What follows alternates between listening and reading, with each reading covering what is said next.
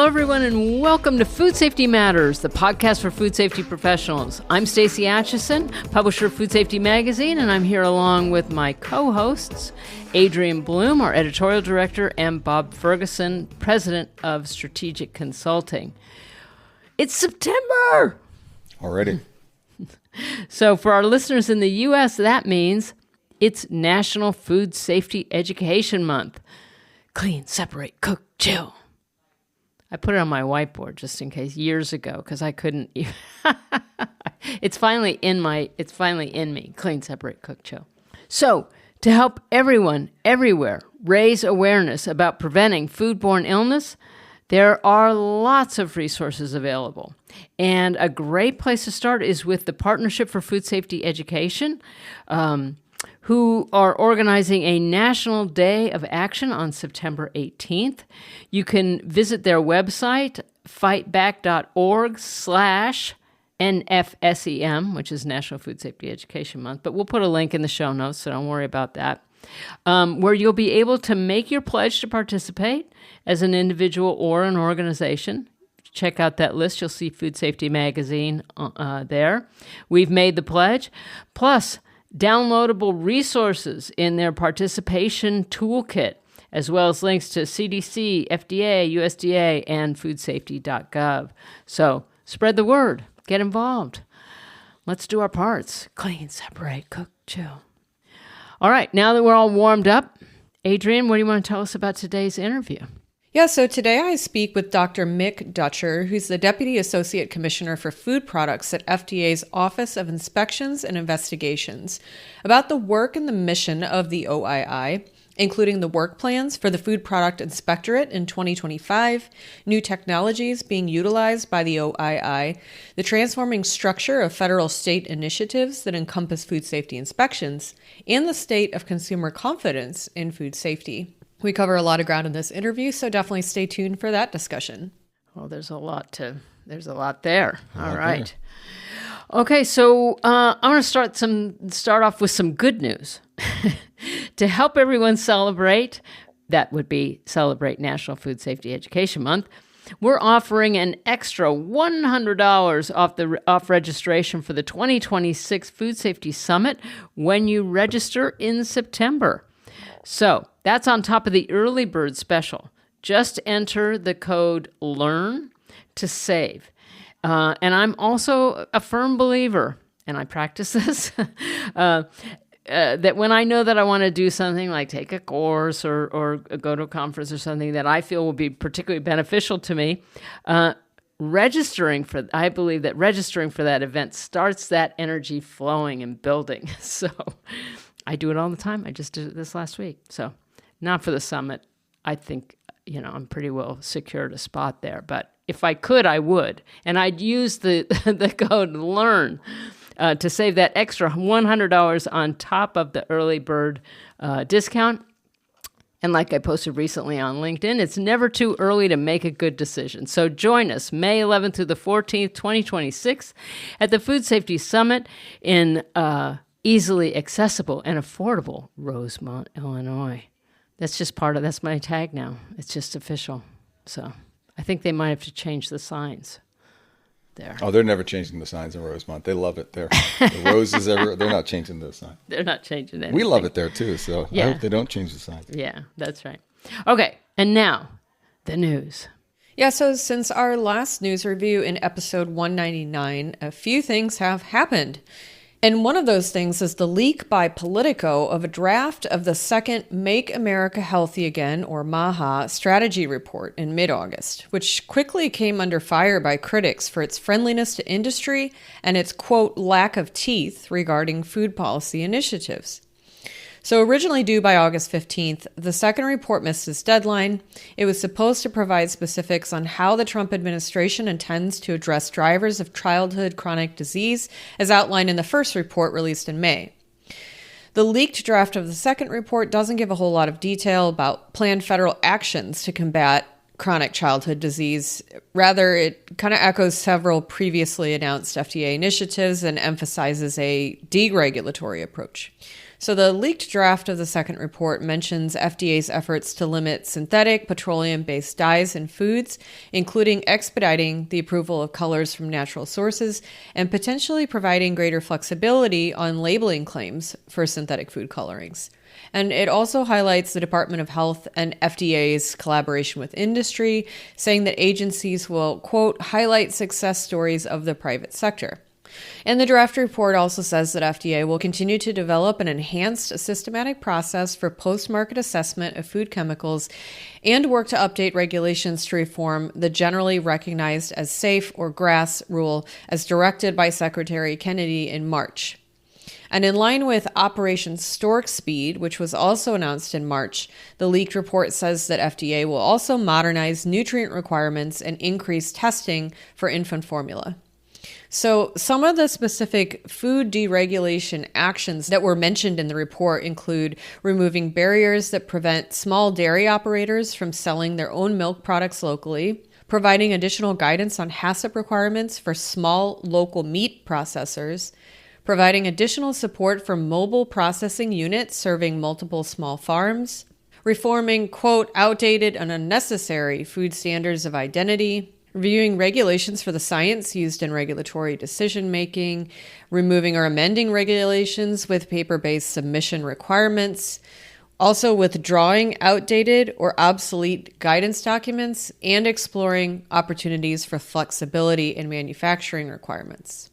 So Dr. Aviva Musikis, the science director at the Center for Science in the Public Interest, which is a major consumer advocacy voice on food-related matters, commented, the report seems to twist itself into knots to make it clear that it will not be infringing upon food companies, and emphasized the report's use of non-committal language. Talk is cheap, Dr. Musikis said. We need to judge the administration by what it does, not what it says. She also opined that the administration's actions thus far are, quote, poised to make America sicker, hungrier, and more at risk from unsafe food. The Trump administration, meanwhile, noted that the MAHA report is still under development and the leaked draft should not be considered final. Do you want to kick us off, Bob? Yeah, well. So I'm going to start out with some comments, but I'm going to start out with a disclaimer. I am not fully in sync with most of what the MAHA agenda, or whatever you want to call it, is doing. I think if you really wanted to make America healthy again, you would target things that would move the needle more than some of the things that they're looking at. So if anybody wants to have a conversation with me, I'd be glad to go into the details of what I think about that. But I'm not sure I agree with some of the really vehement responses that people have to this, because I'm not sure that it's as acute as what people are saying. For one thing, saying that it's deregulatory. But one of the things that came out of the leaked report is modernizing nutrient requirements and infant testing for formulas, for infant formula, which is a very prescriptive way for the federal government to do that. So that's not deregulatory. It's probably something that's really needed because of what happened before, but I don't see that as deregulatory if those kind of requirements are going to be prescriptive. The reforming outdated and unnecessarily food standards of identity. My understanding of the list that they have, and I went back to that leaked memo, is a lot of these are for products that aren't made anymore. There may be others that get captured up in this, but one of the ones that was cited is there's a lot of products that are canned foods that contain saccharin. They're not made anymore, so you don't really need the standards of identity. Maybe this is a matter of clearing out the shelves and it's not really going to have any impact, positive or negative, but it's certainly not going to be really deregulatory if nobody's using them anyway. Withdrawing obsolete guidance documents. Let's make sure nobody's referring to guidance documents that shouldn't be referred to anyway. So there's a lot of things like that. The other thing is I went to that leak document, and I'm going to list a couple of things that I think I really do agree with. And we've talked about food deserts and allowing people to have, in food deserts, to have access to fresh foods and some of the things that they don't, because if they have a single store, they just buy whatever is there. But one of the things they're saying is working on eliminating or reducing zoning restrictions that prevent mobile grocery units from serving food deserts. That sounds like a pretty good idea from me looking at this for those particular areas. Fast track permits for grocery stores in underserved areas, oftentimes because of zoning and because of competitive issues in some of these areas, it's hard to put a second grocery store in some place that really needs one. That sounds to me like a pretty good idea. provide additional guidance on HACCP requirements for very small meat processors serving local markets. I don't know the substance of what exactly this is, but again, if we're going to look to the federal government for helping small business better implement HACCP, that also sounds like a pretty good idea to me, and not really deregulatory, even if it goes in the terms of a guidance document of help. Not really deregulatory. So I know there's other things that people were pointing out, but I just don't see it as acute as some of the response to this has been. So that's what I wanted to mention. It looks like there's a little bit of both things in here, but there's a few very good ideas as well. I guess the deregulatory, the idea that industry's just going to magically do stuff, I'm not buying. I'm just not. I'm just not. And I looked it up this morning. It's like, what? And again, and I would have to, I really agree with Dr. How do we decide?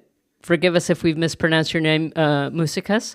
That talk is cheap. And, watch what they do and not what they say. Right. And I would say the same thing about the food companies. And I don't mean that in a judgmental way either. They're going, oh, yeah, we're on it. Oh, yeah. Oh, coming soon to products near you that you love. Well, first of all, let's start getting in and reformulating all these products that people really do love, and making them, quote, more healthy and reducing sodium or sugar or this or that. And let's watch and see what consumers do with that. Because I'll tell you what, I'd rather not eat Ruffles than eat low sodium Ruffles. You can just have them, not eating them. That gets into so many things. And obviously there are things that you can change that aren't going to change the profile too much. But this is really carefully formulated stuff. And while I hear a lot of people nodding their heads and saying, oh, yes, absolutely, down the road, we're going to be doing that. We're right on that. I think they're kicking the can. And they're saying that they're going to do it. And let's see. There's nothing to force them to do it, And I don't know. So my answer all along and will continue to be, we'll see. So, and if I think that there are also some contradictions in what they're doing and what they're saying about how much they care about nutrition for young children and underserved communities. So I'll just leave that there. Okay, I'll pick that up because one of the ones I left out that I found fascinating was one of the things they had in the document was remove barriers preventing healthcare providers from discussing nutrition and lifestyle interventions for people. So if you want to move people towards better nutrition, it would be a good idea while they're seeing their doctor for their doctors or nurses to be able to discuss that. In many places, in many states, it's a barrier unless there are registered nutritionists, unless they have those qualifications. Your doctor and your nurse and your healthcare practitioners can't do that.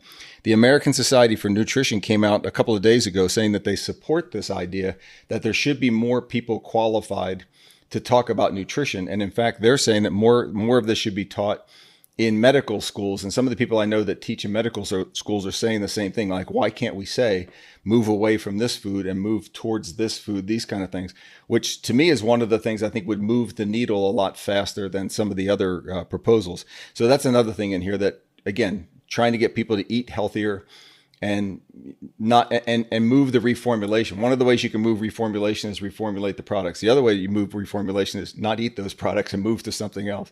And with more guidance, I think that would help. So there's a few pieces in here that are supported. I think that there are also systemic issues, though, when it's more expensive to eat well.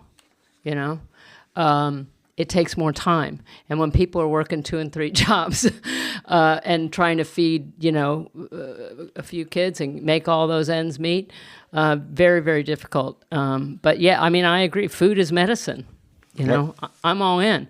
And educating people around that. But when you have tough choices to make, and access to healthcare is also, I think, tenuous at best. I don't know. It's just, there's a lot of contraindications here.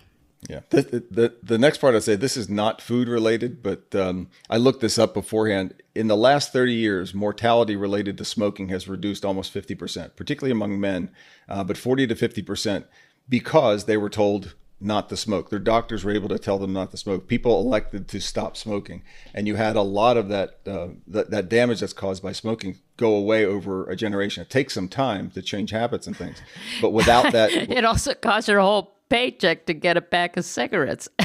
well, that's a big incentive, isn't it? Yeah. You know, as a former smoker, Right.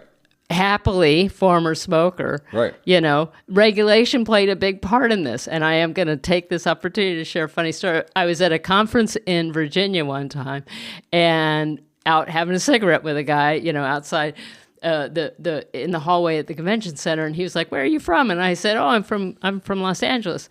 And we just outlawed smoking in public places in California. And he goes, "Oh, so you're here? You came here to have a cigarette?" But I will say that it had an impact. It made it harder, and it did make it. Anyway, it was an incentivized, you know, plus the cost, plus the inconvenience. And thankfully, I'm a healthier person than I was however many years. That was quite a few years ago now. So I'm grateful for all that. But they didn't just suggest it. There was regulation that went along with it. There was a lot of incentives that went along with it. And there was a lot of there was a lot of warning, a lot of education. Yep. So all those things together. Yep. That's right. Yeah, so in other big news, the CDC recently made major cuts to its Foodborne Diseases Active Surveillance Network, or FoodNet, surveillance program, citing inadequate funding. FoodNet's a joint effort between CDC, FDA, USDA, and 10 state health departments. So according to a CDC spokesperson who talked to NBC News, as of July 1st, surveillance under FoodNet has been reduced from 8 to 2 foodborne pathogens and now only covers Shiga toxin-producing E. coli and Salmonella. So before July, FoodNet covered 6 additional pathogens that are significant to food safety and public health. Those include Campylobacter, Cyclospora, Listeria monocytogenes, Shigella, Vibrio, and Yersinia. So according to CDC's latest estimates, which were informed in part by FoodNet data, Campylobacter alone caused 1.9 million cases of foodborne illness in the U.S. in 2019, which beat out both Salmonella and S-Tech. And additionally, although Listeria monocytogenes typically causes fewer cases than other pathogens, infections caused by this pathogen can be quite deadly, as we'll discuss later on in the news. So food safety scientists and medical experts are concerned that the recent cuts to FoodNet may compromise the ability of public health officials to recognize when cases of illness related to a certain pathogen begin to rise, which could hinder foodborne illness outbreak response. The accurate analysis of trends over time may also be impacted. So although state health departments are no longer required to track data for the 6 pathogens that were cut from FoodNet, they can continue to conduct surveillance for those pathogens on their own if they choose. So, for example, the Maryland Health Department told NBC News that it would continue reporting for all 8 pathogens, regardless of the changes to FoodNet. But on the other hand, the Colorado Department of Public Health and Environment said it would need to scale back surveillance if funding is decreased in fiscal year 2026. So I have a question. Does anybody, did they ever say why? Why they're cutting these? Funding. Yeah. Because the CDC isn't getting funding to do it. Right. So you can guess where that comes from. Right. And so everything's being pushed to the states.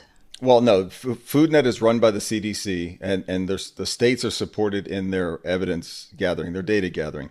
But they said, and this is just what was said, was it was a matter of cost being able to collect all that information. And the other answer that the HHS press secretary said was it allows us to focus on things like Salmonella that are just a more of a focus. It provided focus. I don't know if that was just an answer or what the real driver was, but that's what was said.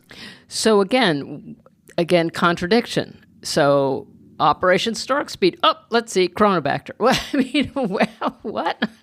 I just can't keep up, right? And if we've talked about anything for the last 8 years, Bob, it's the accurate analysis of trends over time. Right. Right? Right. So I agree with what you're saying 100%. I think the idea that this kind of data gathering going away or being reduced is not a great idea. The one thing to remember, though, and I think most people probably know this, is that FoodNet is not about active outbreak investigations. And we've always talked about here about what's going on with active outbreak investigations and why it's showing different things than maybe is really going on. But the FoodNet is designed to answer the question, what's the actual level of foodborne illnesses in the U.S. and is it rising or going down, but over a long period of time? Right. The way they do this is with retrospective surveys of populations, laboratories, public health systems. It only includes data from the participating states, which is fine because it's probably representative of the whole country. They call out that the data may or may not be, but it probably is pretty close if it's not representative. It only includes those illnesses where somebody sought treatment, which we always know was the problem, because if it doesn't show up on someone's radar, it doesn't know. But the other thing is, as far as this being retrospective, according to the CDC, the most recent population data was collected in 2018 and 2019, and it involved almost 40,000 people. The database that they have is very, very good. The last laboratory data that they had was done in 2022. So it is an excellent database. It shows what happens. You can find the correlation between what foods people eat and whether or not they've gotten sick, how many times people get sick. All that stuff is in the data. It's really excellent to use. If this decrease in funding were to go on for some period of time, it could be backfilled, and it's not going to have an immediate impact. It's not like they're saying they're shutting down Genome Tracker or PulseNet. That would not allow us to track active outbreaks. Yeah. But this is looking at to say what has happened with salmonella since 2015 to 2025. Once we get the 2025 data, it's very, very useful. It's not an immediate acute problem, is the way I would look at it. Well, and I did do a search to say, well, who else is tracking, right. And it is quite a list, right? Yeah. The National Notifiable Disease Surveillance Program, PulseNet, National Outbreak Reporting System, right. Active Bacterial Surveillance, National Antimicrobial Resistance Monitoring, right. and National Wastewater Surveillance Systems, right? But you mentioned census data. Well, we may not be doing that. We can't afford that anymore either, Bob. So, you really need to, no. Yeah. This is all. So the CDC, the way I understand it, will still be doing these surveys. I don't know when they would repeat the population survey, but they'll still do the surveys, just the specific data that they get from the labs on fewer pathogens. That's all. Again, if there's budget, if there's people, if there's anything, right? So I guess now we can move into part 2 of our discussion. So if this is where it CDC stops, then news. that's where it stops. Yeah. Right. But I don't think it's going to stop. Something tells me, Bob, we're not done. Yeah, so in other trending CDC news, President Trump's pick for CDC director, Dr. Susan Maneras, who was just confirmed by the Senate in July, has been fired from her position due to disagreements with Secretary Kennedy on vaccine policy and his stance on the role of vaccines in autism.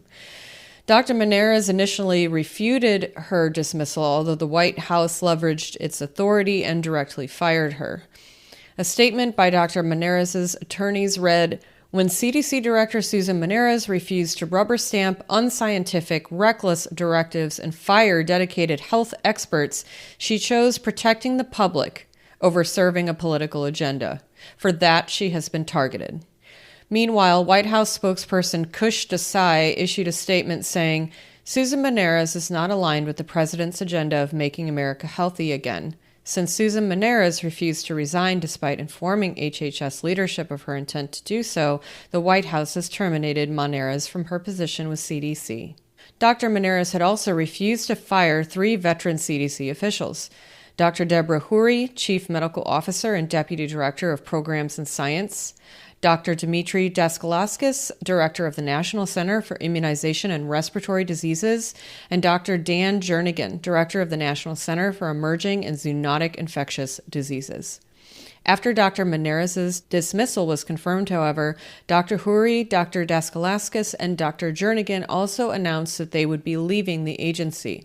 Also, hundreds of CDC employees and supporters staged a walkout at the CDC's Atlanta headquarters on August 28th in protest over the upheaval at the agency.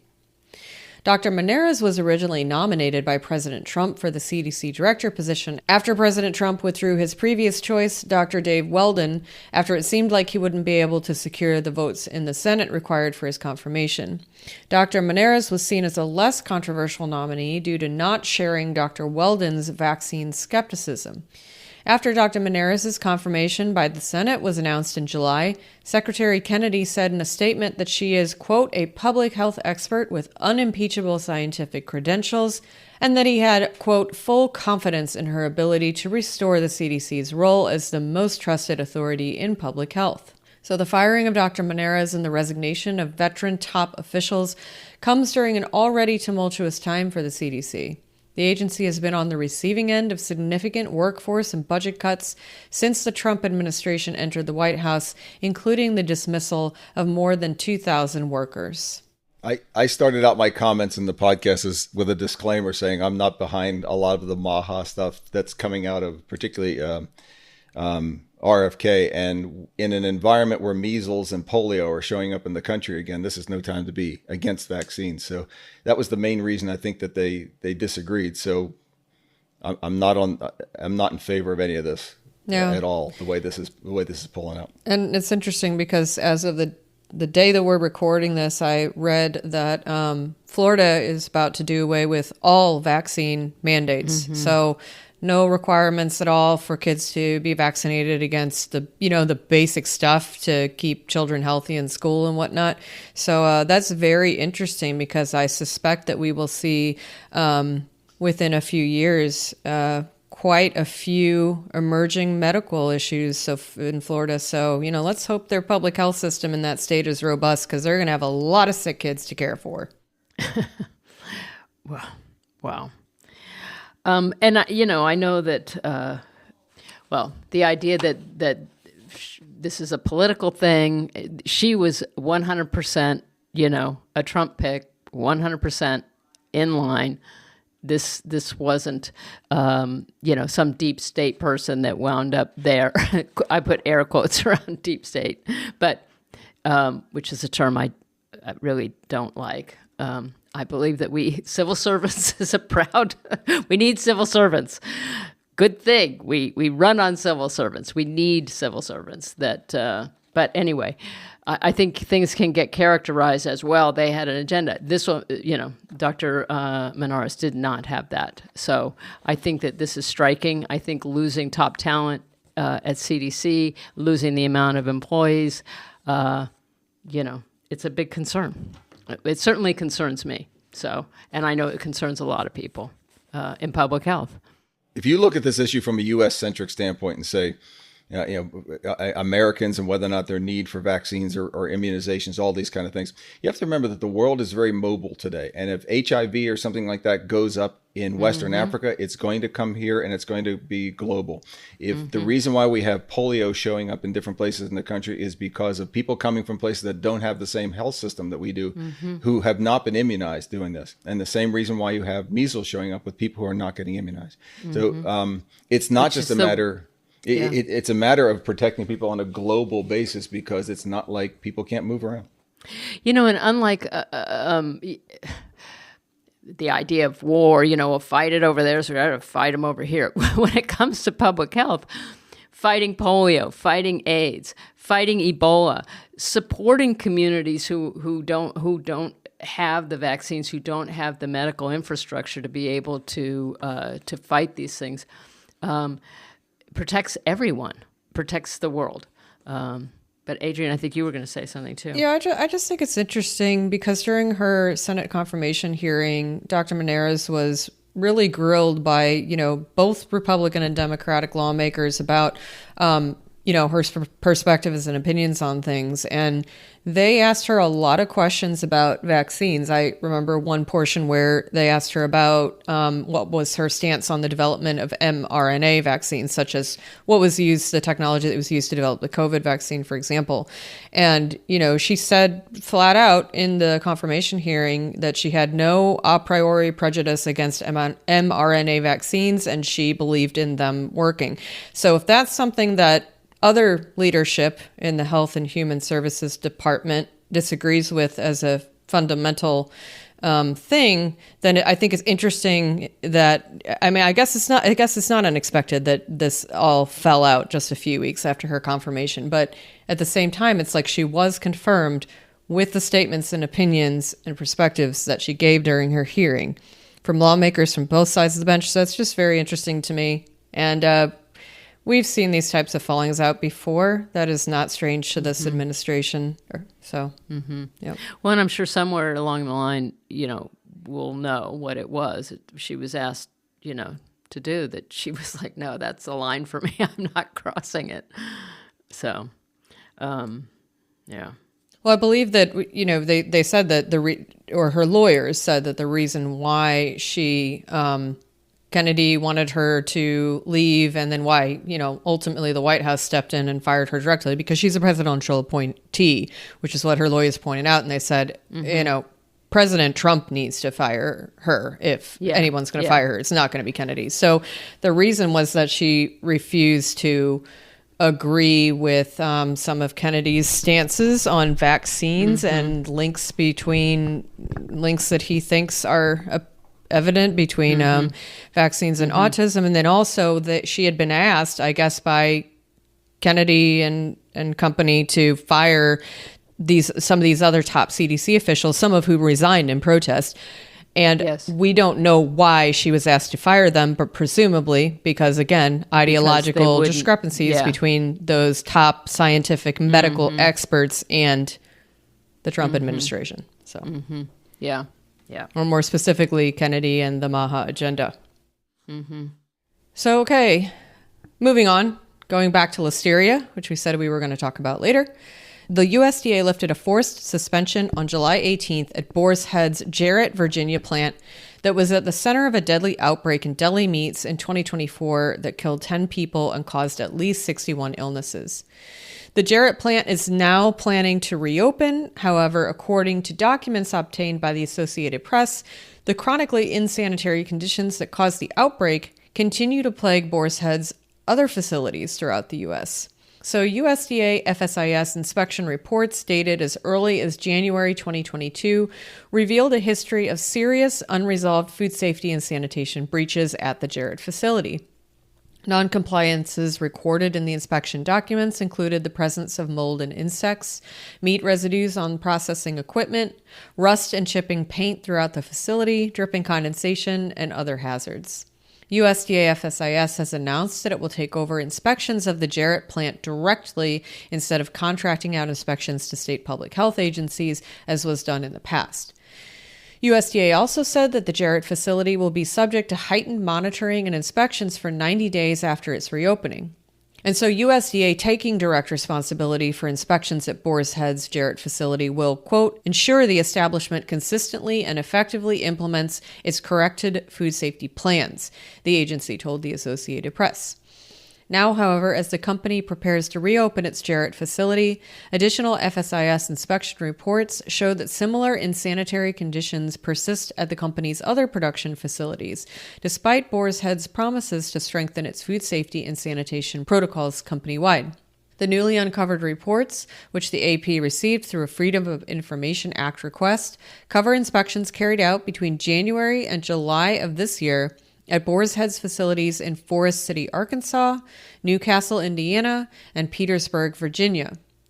The documents echo sanitation problems that were found at the Jarrett plant ahead of the listeria outbreak in 2024, such as meat residues on equipment, discarded meat on the floor and pooling meat juice, drains blocked by meat, beaded condensation, overfull trash cans, rusting meat racks, and staff not wearing proper protective gear or practicing adequate personal hygiene. Not only can you look at those documents, other FOIA requests that came out, USDA has on their website that go back to 2019. And the things that were done in 2019 through 2024 look similar, same type of violations that have been going on. I will comment that we've talked about the new team at Boar's Head, and I'm confident that they will get this fixed. But it sounds like it's pretty evident that it's not quite fixed yet. Yeah, I feel the same way. I mean, we know who's in charge over there now, but culture. This is where we come right up against culture, right? And a very large company, a lot of different plants, probably older plants. You've got a lot of factors here. But we do know that there's a great team in there, absolutely committed to doing the right things, and who are empowered by the leadership at Boar's Head. You know, we've heard it directly from them. They're getting the support they need. So, watch the space, of course.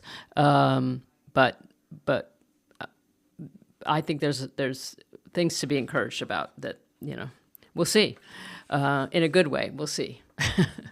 Give them a chance to get some work done over there. Okay, and so before we go, we want to update you on the FDA's list of chemicals under the agency's review. The agency first published the list in July of 2023 to provide insight into its post-market assessment of chemicals in the food supply, and it'll continue to update the list periodically. So the updated list includes select food ingredients, food contact substances, and contaminants under FDA review. The chemicals that are new to the list are butylated hydroxyanisole, or BHA, butylated hydroxytoluene, or BHT, azodicarbonamide, or ADA, blue dyes 1 and 2, green dye 3, red dye 40, and yellow dyes 5 and 6. FDA is also reviewing the presence of opiate alkaloids on poppy seeds, and in addition, lead as a food contact substance has been separated from lead as a contaminant and is being given its own entry on the updated list. Okay, so as always, there are links to all the articles that we've referenced in our show notes. And if you don't already, we invite you to follow us on our social channels, LinkedIn, Facebook, Instagram, and X. Just search for Food Safety Magazine, and to take a deeper dive into all the great content that we offer and that Adrian expertly curates, visit our website, food-safety.com. And now it's time for Adrian's interview with Michael Mick Dutcher, a doctor of veterinary medicine who is the acting Deputy Associate Commissioner for Food Products in the Office of Inspections and Investigations at the U.S. Food and Drug Administration, or FDA. He leads the Food Products Inspectorate, which includes the Office of Human Food Inspectorate and the Office of Animal Food Inspectorate. Dr. Dutcher directs FDA's Food Products Inspectorate staff responsible for conducting domestic and foreign inspections, investigations, and product sample collections at human and animal food manufacturers and on farms covered by the Produce Safety Rule. Most recently, Dr. Dutcher served as the acting Assistant Commissioner for the Human and Animal Food Operations and the Office of Human and Animal Food Operations Deputy Director. Previously, he was the director of the Minneapolis District Office in FDA's Office of Regulatory Affairs, where he oversaw inspections, investigations, and other field work in 4 states, and division director for human and animal food. Dr. Dutcher has more than 20 years in federal service, including national, regional, and local level roles at the USDA's Animal and Plant Health Inspection Service and the New York National Guard. He received a bachelor's degree from the University of Michigan and a doctor of veterinary medicine degree from Michigan State University. And because my associates here would not forgive me, I have to say, go green. Go white. And now, here's their conversation. Well, I am really excited to be here today with Dr. Mick Dutcher, and I know we have so much to discuss, and so I'm welcoming you to the podcast. It's great to have you on, Mick. Thanks, Adrian. I look forward to the conversation. Yeah, and I know there's a lot of information that our listeners are really eager to hear about, the inner workings of the FDA's Office of Inspections and Investigations, or OII. And I guess that's kind of the first question I wanted to lay out for you and give our listeners some more information about what the OII does. And, as Deputy Associate Commissioner for Food Products at the OII, you oversee the Food Products Inspectorate, or FPI, which encompasses inspections for both human and animal foods. So can you share with our listeners, how the inspectorate's internal structure is organized? Absolutely. Thanks, Adrian. Our Food Products Inspectorate is composed of both an Office of Human Food Inspectorate and an Office of Animal Food Inspectorate, as you referenced in your question. And it's really structured around the inventory and the commodities that we regulate. The Human Food Inspectorate has three geographic sub-offices, an East, a Central, and a West office. And they really coordinate, conduct, interpret, and evaluate our overall field inspection efforts for domestic human food and other products that are regulated by the Human Food Program, as well as performing response activities as a result of foodborne disease outbreaks and natural disasters, just to give a couple examples. We have a fourth office, which is called our Office of Global and Specialty Human Food Inspectorate, and I'll just refer to it as our global office here. And our global office is really a unique office in that it oversees our foreign food inspections, produce safety, and some critical and specialty foods. Not only do they coordinate and support both domestic and foreign food investigative activities in partnership with our other FDA centers and offices, but they also provide essential direction and guidance on specialty products like infant formula, critical foods, cell cultured meat, which is new, of course, produce, and emerging new and novel food products. And they provide advice on those products upwards to FDA's senior leaders as well. That office also houses the human food national experts for us in FPI, and it directs field operations in consultation with our FDA centers and our offices related to emerging issues, advancements in food technology, specialty human food operations, and things like critical foods and produce.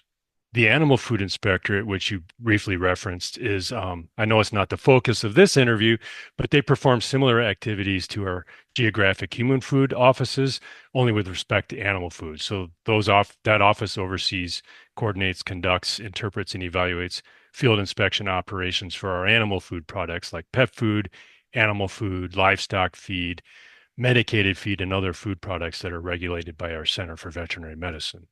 Well, thanks for that background. I think it's helpful for our listeners to know, how the OII is laid out and what some of the different offices are responsible for. Now, can you share some more details on the OII's roles and responsibility for inspecting human foods at FDA? Absolutely. The Human Food Inspectorate leads our sub-offices that I referenced before, which conduct our rigorous science-based global inspections and investigations for our food facilities, and they assess their compliance with our federal regulations, of course. Additionally, those offices coordinate, interpret, and evaluate our overall field inspection efforts in the areas of domestic and foreign human food and other products that we regulate in FDA. Our Human Food Inspectorate coordinates across FDA to establish inspection goals that align with our resources that we have available to us. The office provides advice and guidance to our OII senior leaders as well and to other FDA leaders on the human food inspections and on our frontline activities. Mm-hmm. And what are some of those frontline activities? Well, there's quite a bit. It's pretty diverse. Some of the things we do, I'm sure your listeners are familiar with. There may be some things that are a surprise to them or they're surprised to hear we do. We, of course, inspect a diverse range of food commodities, including infant formula, dietary supplements, produce, cell-cultured foods, seafood, juice, canned foods. We also inspect passenger carrying conveyances like planes and buses for their sanitary construction, and we inspect caterer and commissary operations as it relates to food and beverage service. Of course, we routinely collect samples of food products to test for their compliance with our regulations, and we investigate complaints of injury, serious illnesses, or death that may have been connected with or associated with a human food product. As you know, we, of course, respond to foodborne disease outbreaks, and we collaborate with our partners across the food industry, including federal, state, local, tribal, territorial agencies, trade organizations, and government agencies around the world to uphold and provide guidance on food safety regulations and emergency preparedness and response as well. We also ensure that our products that are recalled are effectively removed from commerce. A couple of other things we do include working with our human food program on partnership programs and working with offices across FDA to develop inspectorate policy. We also manage and evaluate humans food field inspectorate, of course, our operations, including initiating improvement actions, approving instructions for our field staff, and developing and maintaining field guidance like our investigations operations manual for our investigators. Well, that's a lot of work and a lot of responsibility. And you two things you mentioned were about the responsibilities for oversight of recalls and also foodborne disease outbreaks investigations. And so I know, with our listeners in the food safety community, those are two things they watch very closely. So I guess another question that I have is, how is the inspectorate equipped to facilitate outbreak investigations and recalls? It's a really good question. And I'll start by simply saying that our inspectorate is organized into those geographic offices, like I referenced earlier. And within those offices, we have staff who are trained and specialized in all of the products and commodities that we regulate. This geographic structure and this highly trained and specialized workforce really allows us to respond in real time to any situation that might arise, whether it's an outbreak, a natural disaster, a recall, a complaint, or something else. These kinds of situations are certainly part of our mission and something that we're used to handling and that we're well equipped to handle. Responding to these situations is a coordinated effort that involves not only our inspectorate, but also staff in various offices across FDA, depending on the situation. In many cases, this is also a coordinated effort with our state, local, tribal, and territorial partners and with other federal agencies. Another thing that helps us to really be prepared to respond to these types of situations is FDA's use of risk management. FDA uses risk management to improve the governance of our inspections, and risk management really entails putting our most intensive scrutiny on the most vulnerable products and on firms with a history of non-compliance or lack of safety controls. By identifying and prioritizing high-risk areas at the enterprise level, our leadership can allocate resources towards overcoming the challenges that we have to our inspectional capacity. This improved governance through risk management ensures some clear accountability and some streamlined decision-making processes for us in FDA, and it enables our agency to adapt swiftly to emerging challenges and evolving regulatory landscapes. Using this risk-based approach, our response to things like outbreaks and recalls is automatically prioritized in close coordination with the Human Foods Program and our cadre of emergency response coordinators in FDA. Due to this, our investigators can respond in real time to events and outbreaks to perform investigations, stop the distribution of unsafe food products, or remove them from the marketplace. Our inspectorate's focused expertise enables assignment of this work to the most qualified field staff for follow-up, often geographically close to wherever the activity is, and this allows us to have a timely and uniform response to those kinds of emergencies. Yeah, it's interesting what you say about the risk-based, assessments and how that informs the work of the inspectorate. And I think that that's something that is obviously really important, and I'm glad that we could share that with our listeners. Now, as far as priority work plans that the Food Products Inspectorate is looking at in 2025, what are some of those priority work plans, and how would this work be accomplished? On a high level, our work plan is always focused on the Food Safety Modernization Act and the mandates that go with it, FSMA. Our annual foreign and domestic inspection targets are always, part of our annual work plan, and responding to emergencies and outbreaks, following up on past issues to assure that they've been properly addressed by the firms that we inspect, and that the food supply Americans depend on is safe. Those are, front and center every year. And every year, our inspector also continues to balance those needs and our inspectional oversight with a collection of for-cause and surveillance samples to ensure the microbial, chemical, and nutritional safety of our food supply. Critical foods, including infant formula and medical foods, remain a top priority for us in FPI. Our investigators are, of course, the eyes and ears of the organization, and they conduct inspections and investigations and sample collections at those facilities.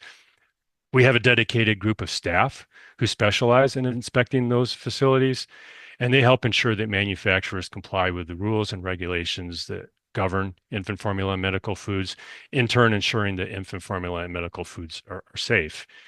You may have seen in March under HHS leadership that FDA launched Operation Stork Speed. This emphasizes our agency's commitment to infant formula and nutritional quality. And recently, on June 4th, our commissioner, Dr. McCary, convened a group of experts from around the world to share their ideas about infant formula. This conversation was streamed live on YouTube, and the group really had a great discussion. If you didn't tune in, it is still available to watch on the FDA's YouTube channel. That panel of experts shared their ideas on nutrition, upstream intervention, and transparent, truthful marketing to ensure that newborns and their families are equipped with nutrient-rich, safe, and food and clear labeling. If any of your listeners is interested in providing information and data to aid FDA in its review of nutrients in infant formula, they can submit public comments in our Federal Register under FDA's request for information on infant formula nutrient requirements, which is available until September 11th, 2025 for comment. Well, thanks, Mick, for sharing all that great information. And of course, that resource on the FDA's YouTube channel, which we can include in our show notes for listeners to be able to quickly reference. And thanks for the invitation for the public comments too. You heard him. So if you have something to say, get that information to FDA. Now, looking at, we talked a little bit earlier about federal state work, and I know there's been some discussion about budget reductions to federal state initiatives. Now, with reduced funding for state partners being a possibility, how can the FPI work with state public health agencies to ensure that priority inspections are carried out? I appreciate this question. It's really good to note, first off, that FDA's FY26 budget request includes $33 million for state agreements for routine domestic food safety inspections. So we are trying to ensure some ongoing funding for those activities. Our state, local, territorial, tribal, and international regulatory partners are absolutely key to keeping the public safe and for helping us grow our capacity for inspectional oversight. Simply put, we couldn't fulfill our vast public mandate without their collaboration and support, which helps ensure that consumers receive safe, quality products.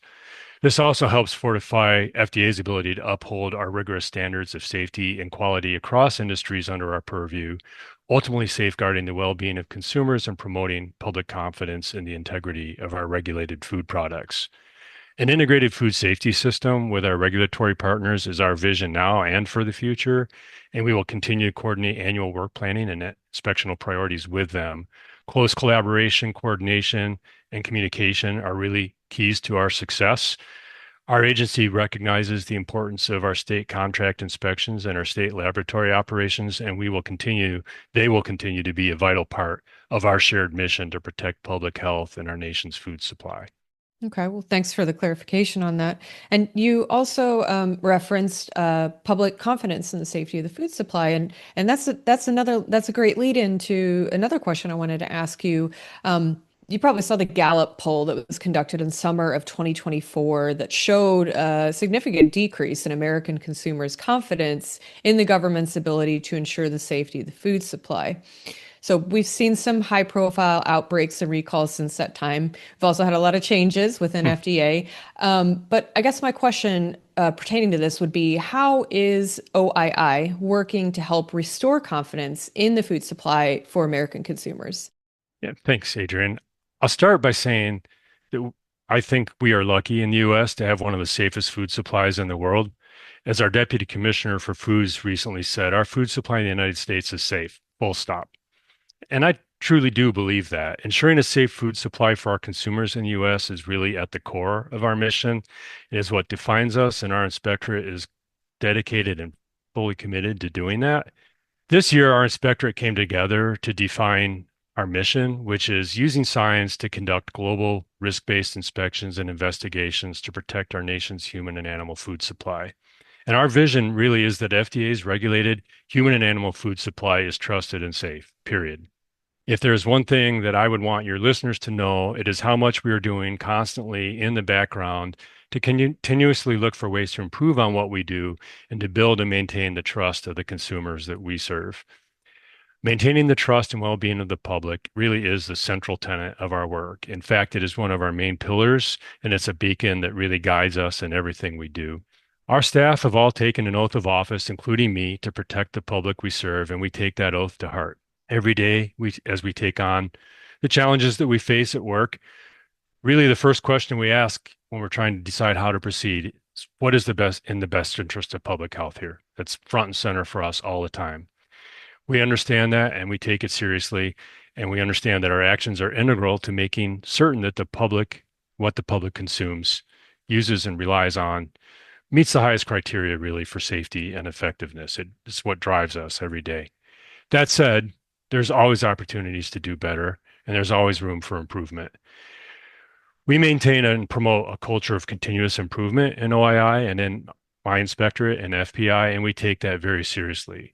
We constantly look for ways to improve on how we conduct our inspections and to develop and educate our investigators to arm them with the most current knowledge and skills relative to the products and the facilities we regulate. We have a very rigorous internal audit program. We operate a continuous feedback system, and we conduct annual management reviews of our operations. We also participate in after action reviews following any of our response activities, outbreaks, and other significant food events to look for opportunities for improvement based on how we handle that particular situation. We also publicize our post-recall reviews to identify and rectify any underlying issues that contributed to the recalls, and we are constantly looking for opportunities to share and communicate with the public regarding the important work we do to keep our products and consumers safe.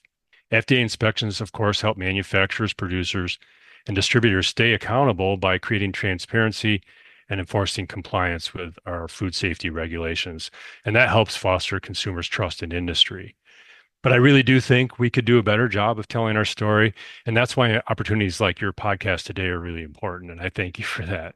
Well, we're certainly happy to have you on. And, along the lines of continuous improvement and also innovation, I know that OII is leveraging new technologies and platforms to advance operations both internally and structurally. So, what are some of the technologies that are being used and how are they benefiting OII operations and functions?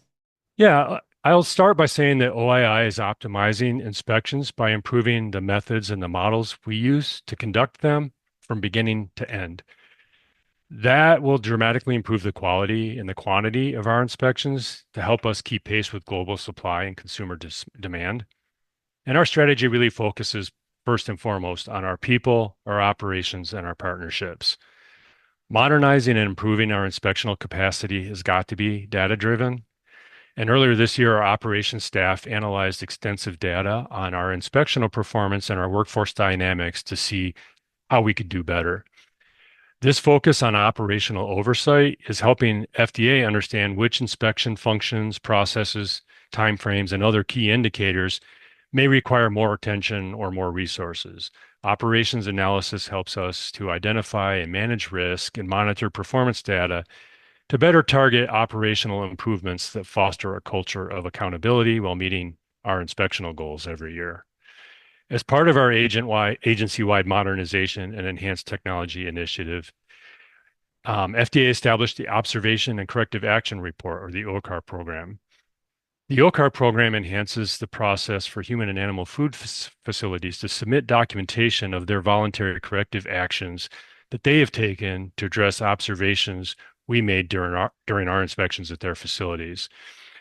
FDA is currently in the process of phasing in a voluntary industry portal with collaborative reciprocal capabilities that would allow firms to view their corrective action report and interact with FDA in a secure and private manner while exchanging information and feedback between FDA and industry in real time. And we're very excited about moving this initiative forward.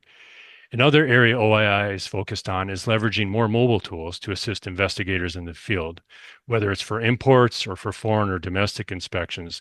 And this would allow some aspects of those operations to be collected directly on a mobile device during the course of an inspection.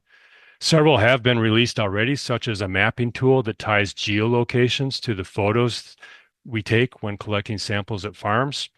And others will be released soon, such as a tool which would assist with recording environmental sampling details, photos, and descriptions within manufacturing facilities. The speed with which technology is advancing really is remarkable, and I'm amazed daily by the new tools and capabilities that are available to us. A former colleague of mine once said that new digital technologies offer the potential to help us predict and prevent food safety problems and better detect and respond to the problems when they occur. And I really believe that's true. I think that new technologies can assist us and assist our investigators in the field with how they conduct their inspections and their investigations. While we can never replace the human element of our work, which is the very critical work that our investigators do, we can use technology to find efficiencies and improve our effectiveness. Resources are always going to be a challenge for us, particularly people and money, And I see technology as something that can assist us with covering those gaps in resources. This also goes back to your question earlier about building and maintaining trust with consumers, and my response about our culture of continuous improvement. There's so much potential out there, and we are continuously looking for new opportunities to apply tools like these to the very important work we do in OII and FDA and make us better at what we do to protect public health and to protect our food supply. And we take that very seriously. Well, thanks for that overview of all the new innovative technologies that OII is implementing. And also, thanks for the more general overview of all the roles and responsibilities and oversight that OII is responsible for. I think this gives a really good picture for our listeners of some of the intricacies of the work that you do and the things that OII is responsible for. And I think it helps, our listeners better understand how FDA can help them and what FDA is doing, either front and center or in the background to ensure the safety of the food supply. So once again, Mick, thanks so much for being on the podcast with us today. And it's been a pleasure talking with you. Thank you, Adrienne. It's been my pleasure as well. Thanks again to Dr. Mick Dutcher for joining us on the podcast today. And of course, thanks to all of you for listening. Now, we love hearing from you, so don't hesitate. What should they do, Adrienne? Yeah, don't hesitate. Send us your questions or suggestions to podcast@food-safety.com. Yes. Or post a note on LinkedIn, X, Facebook, or Instagram. We're always excited to get your feedback. And to make sure that new and bonus episodes magically appear in your podcast player, all you have to do is click that follow or subscribe button in the player of your choice, and presto, bingo, all the episodes appear. And remember, you guys, if you've taken a little bit of a break, when you come back, the episodes you missed haven't automatically downloaded, so you may want to go back and check the list and make sure that there aren't some interviews that you want to listen to, because it doesn't automatically backfill. New rules, they come up with them all the time. Just reminding you. Okay. And while you're there, throw some stars our way by rating the podcast, especially if you liked it. It only takes a moment, and it's good for everyone. And just like that, that's it for us today. Our next regular episode will post on September 23rd. In the meantime, take good care of yourselves and those around you, and we'll talk to you soon.